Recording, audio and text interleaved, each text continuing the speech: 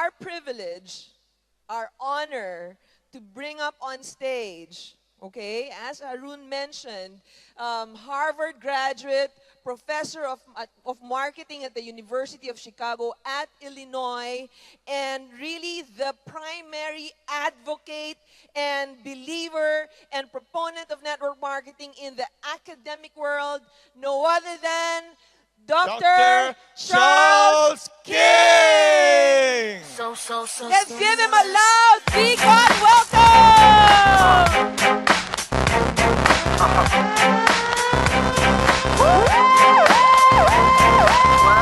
You know you wanna sing with us. That's why you know you should be scared of us. That's right, looks to kill. Straight talk, sex appeal.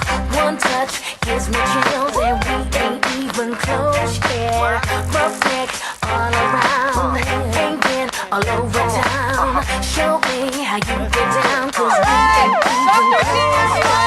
And you got me feeling. Listen as I speak, 'cause I'm careful as a creep. You got me going crazy, and you know I can't sleep. The whole to your moves, and you hypnotize me. You got me dreaming like a little baby girl. You're so special, you're like diamonds and pearls. You got me spinning, and you got me in a 12. You're my number one baby, and you're about to rock my world. You're dangerous, just get it up. The way you move, so scandalous.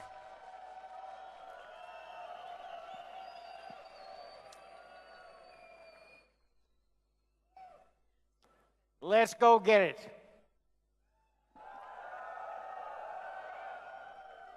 I am honored to be your speaker at vcon Indonesia 2012. I am very impressed with this company. I am very impressed.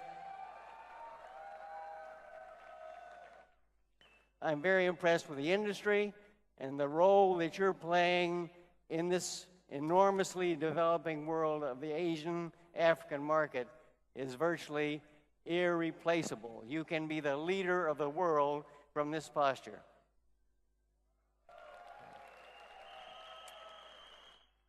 I come to you as a college professor with 20 years of experience in researching the network marketing industry. I've been very aggressive about it. I've worked hard to figure out what the industry is about, so I want to come to you with several points of view.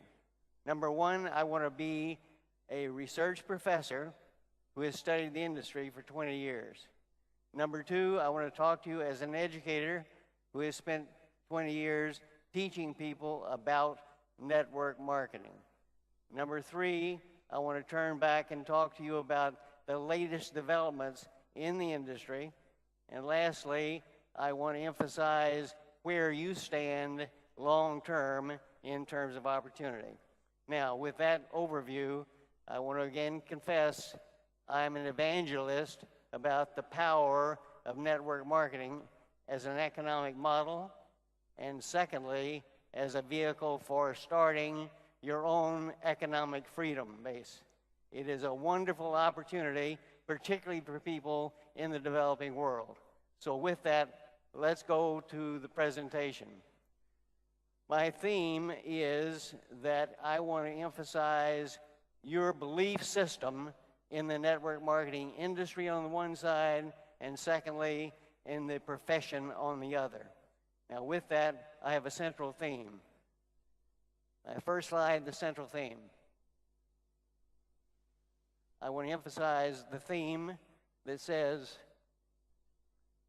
central theme, in decade 2013 to 2023, network marketing is going to be a rage and will build on the age of information, age of knowledge.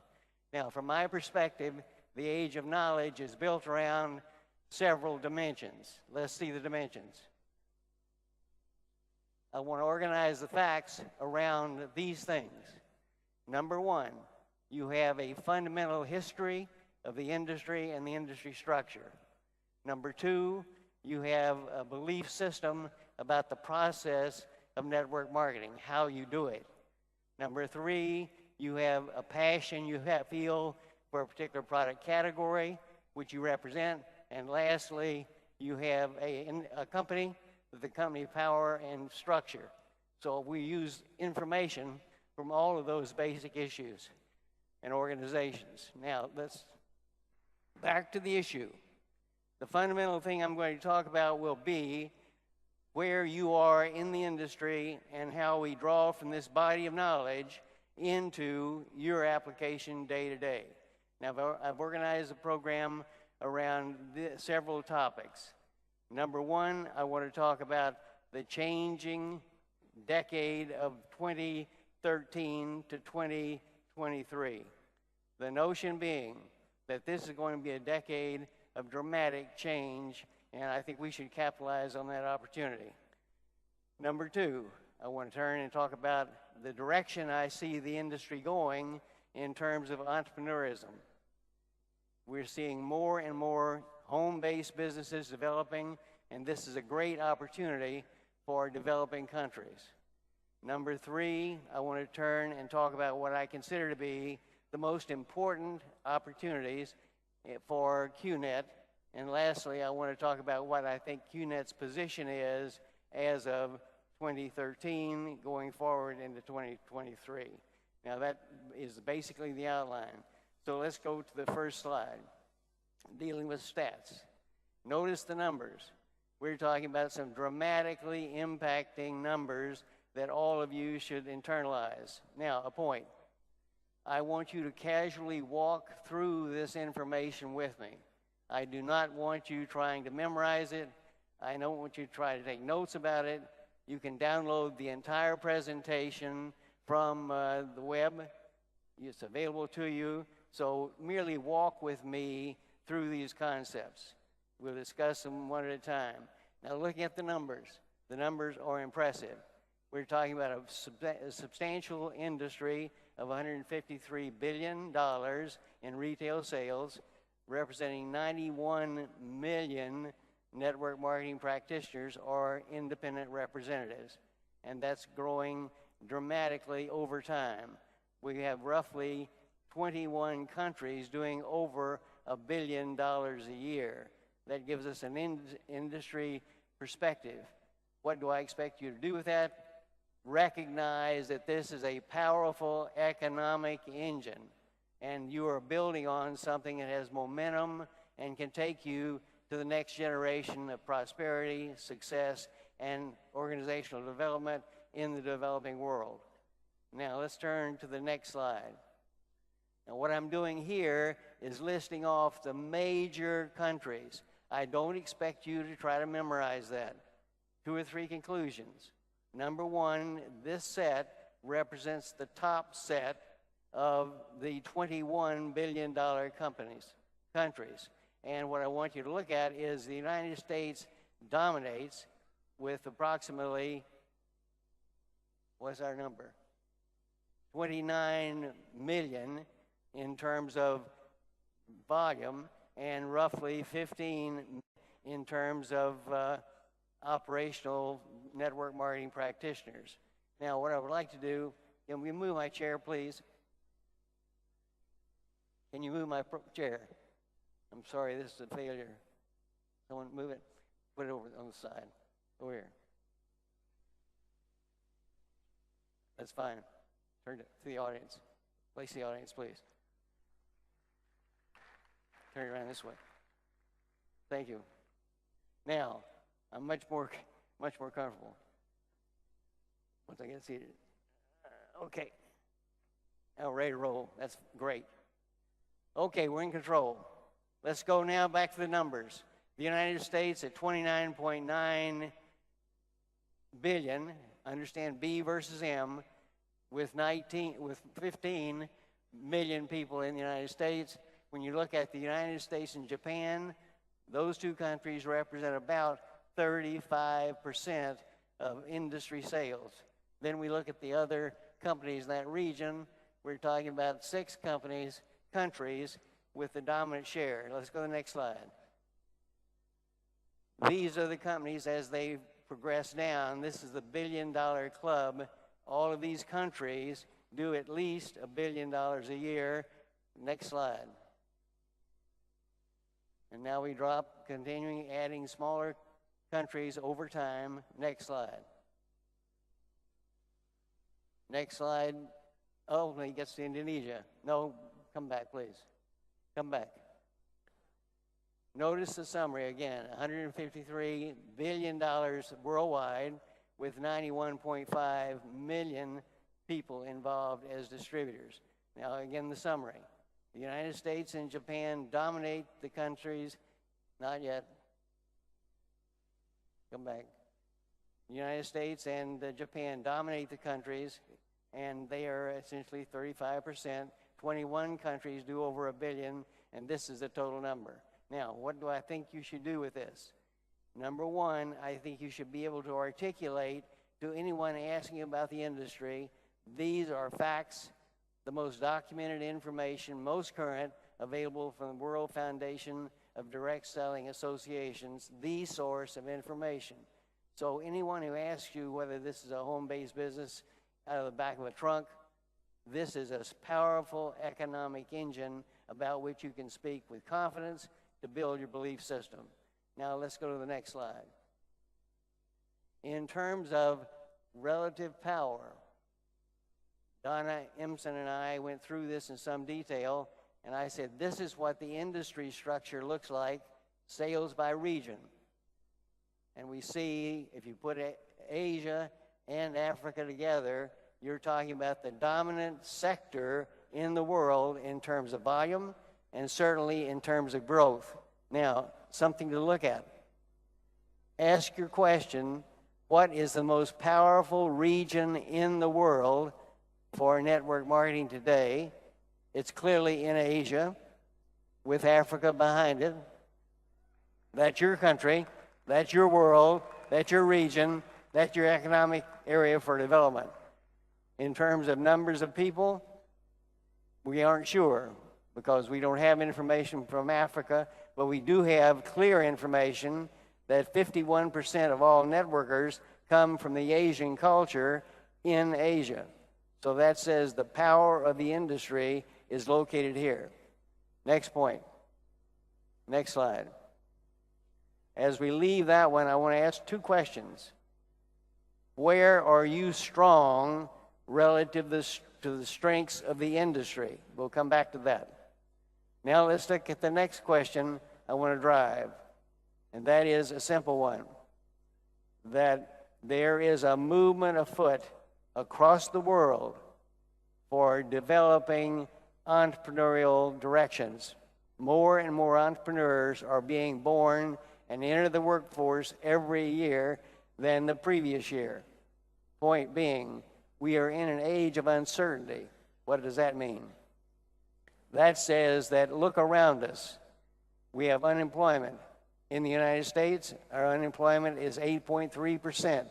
In fact, if you look at all the people who are unemployed and are no longer looking for work because they've been disappointed at not finding any, that number is probably more like 23%. In fact, if you look in Asia, you have a similar kind of ragged edge economy situation.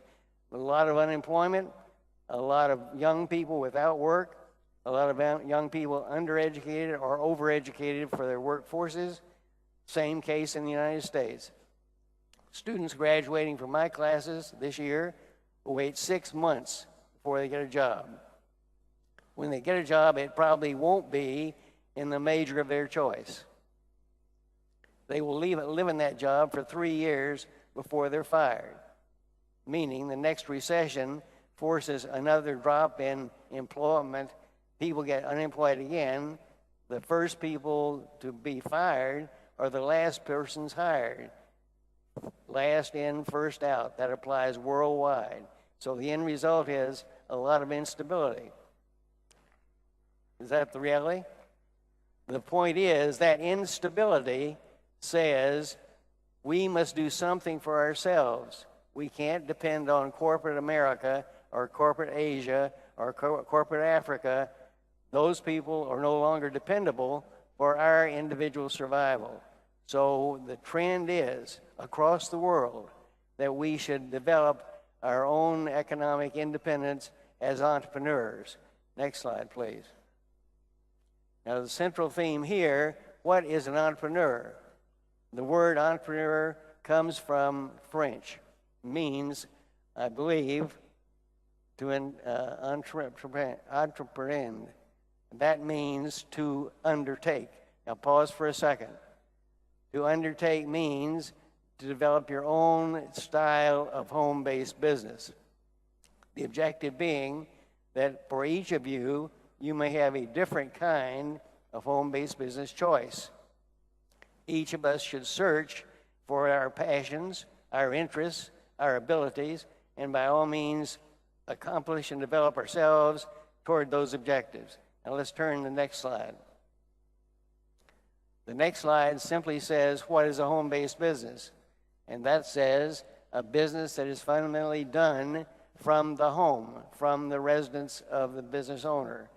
More and more people are taking the home-based business central. A lot of independent statistics have been gathered about that concept from the United States. Next slide. Now, these are United States-based numbers, but the similar kinds of statistics, I think, apply for the rest of the world, particularly your marketplaces. Number one, in the United States, we're talking about $427 billion a year through entrepreneurial ventures, home-based businesses. Number two, we're talking about roughly 34 to 36 million home-based businesses in operation. Number three, we're talking about, that number is staggering, 8,500 home-based businesses being created on an ongoing basis, with a new middle class developing from that. Now, for your purposes, coming forward, this is a great platform for building a middle class all across Asia, Africa, and the Arab world. Next slide, please. More numbers. The fact is that home-based businesses, if developed well and appropriately organized and managed, can succeed. The stats go, most home-based businesses last over 3 years versus less success for non-home-based businesses. Another point of view, over 50% of all families will have home-based businesses over the next decade. That's a reality, and interestingly enough, 50% of those home-based businesses will be college graduates, people who have been trained, well-educated, but simply are not able to find work and therefore take their employment search elsewhere. So that is a theme I want to take away, that the home-based business environment is real, is growing across America, and is growing across the world, particularly in the developing countries where unemployment is at least as bad as in the United States. Next slide. Now, there are various real advantages to the home-based business model. Simply stated, we're talking about your own time schedule. Secondly, we're talking about you can combine your family and your lifestyle and have your family involved in your home-based business. Many of you have your families involved in Qnet. That's the point. You can have a home-based business including all your family, and in the United States, that home-based business model offers you about a $10,000 to a $15,000 tax deduction. Now, that will vary across different countries, different tax codes. But the point is, there clearly is a tax advantage for having a home-based business taking off tax operating deductions. And lastly, and the thing that I think is most important, that the home-based business model gives you a lot of self-independence and self-determination. The central theme, most home-based business entrepreneurs start there because they simply are unhappy or can't find work. Central theme. My experience in life has been that I can work with almost anyone. But earlier in my life, I found I could work for no one. I wanted to be an independent entrepreneur, and that's the reason I became a college professor, and I worked from that platform.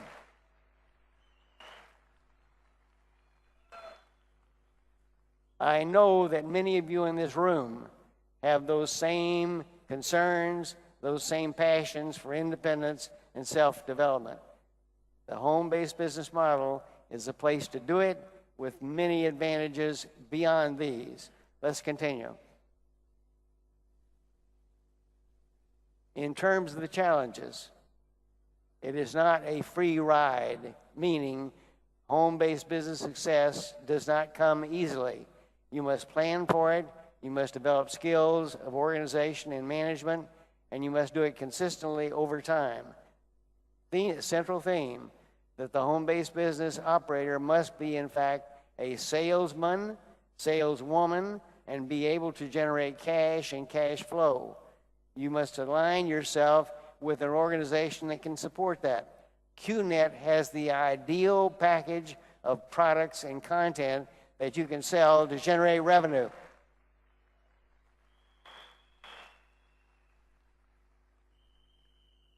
Now you're going, oh, thank you very much. Your in-service people are outstanding. They move.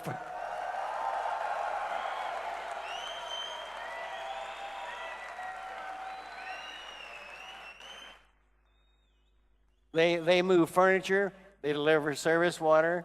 I can't live without them. So please, let's keep that program in operation.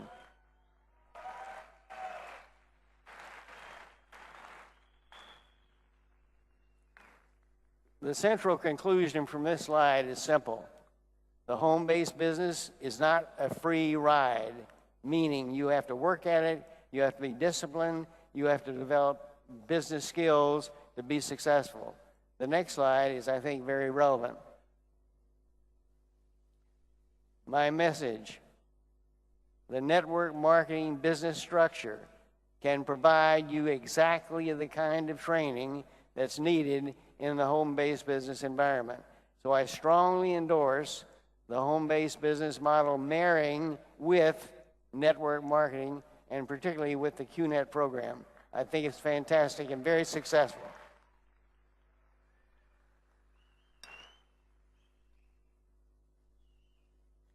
Central theme: a marriage of the movement internationally toward self-employment, toward home-based business, is directly linked to the growth of network marketing over the next decade. This is the ideal model to be in. Now is the time to move forward with maximum speed and power. Next slide. I want to talk about the rise of developing countries and what the potential is, in my opinion, for your opportunity. Next slide.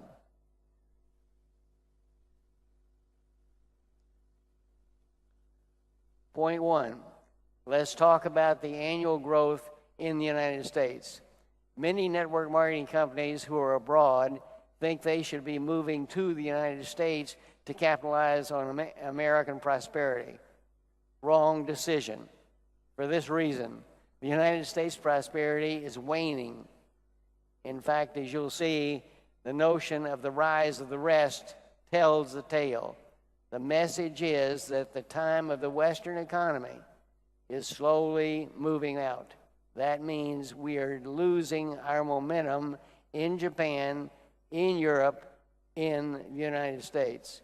Despite the fact that we drove the economy after World War II for the last 50 years, the reality is that the power is shifting to the developing world.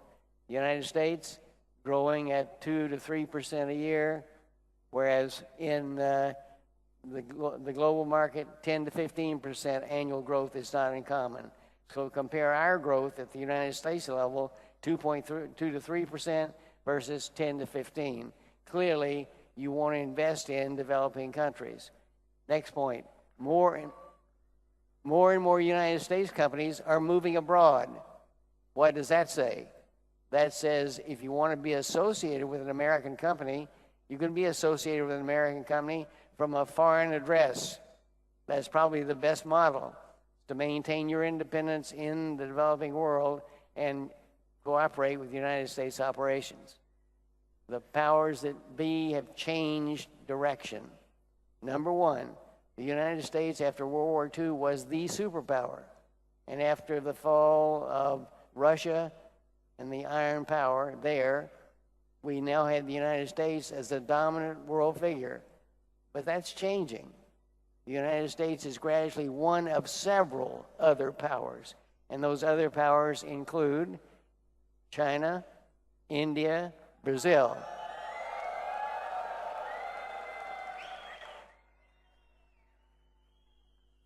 The central theme is that we don't expect the West to fall. What we do expect is the rest of the world to rise to our level of success. You can be involved in that new growth.